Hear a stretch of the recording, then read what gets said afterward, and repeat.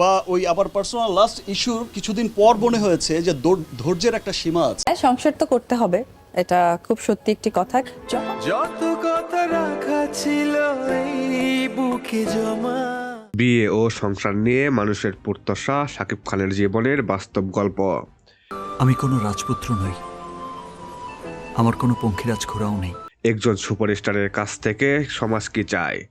সব মিলিয়ে খুব ভালো যাচ্ছে, আর সকলেই আপনারা জানেন শাকিব খানকে ঘিরে বিয়ে ও সংসার নিয়ে মানুষের অতিরিক্ত প্রত্যাশার অদেখা বাস্তবতা। একজন মানুষ যখন সুপারস্টার হয় তখন কি সে শুধু নিজের মতো করে বাঁচতে পারে?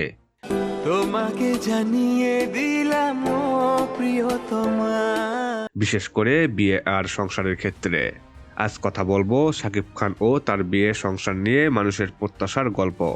শাকিব খান মানেই শুধু সিনেমা নয়, মানুষের চোখে তিনি একজন আদর্শ পুরুষ, আদর্শ স্বামী, আদর্শ বাবা।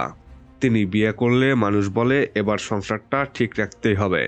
সংসারের সমস্যা হলে প্রশ্ন ওঠে এত বড় তারকা হয়ে এটা পারল না।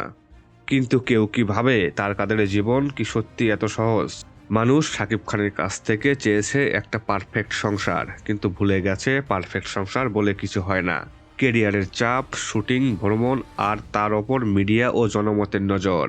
এই চাপের ভেতরে মানুষ চায় তিনি সবকিছু নিখুঁত রাখবেন। সমস্যা হলে দোষটা পড়ে একজনের ঘাড়েই।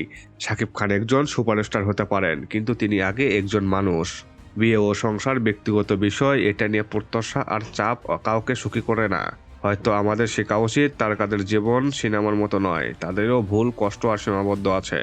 দর্শক, এটা নিয়ে আপনাদের মূল্যবান কথাটুকু কমেন্ট বক্সে কমেন্ট করতে ভুলবেন না। আমার চ্যানেলটি যারা সাবস্ক্রাইব করেননি অবশ্যই সাবস্ক্রাইব করবেন।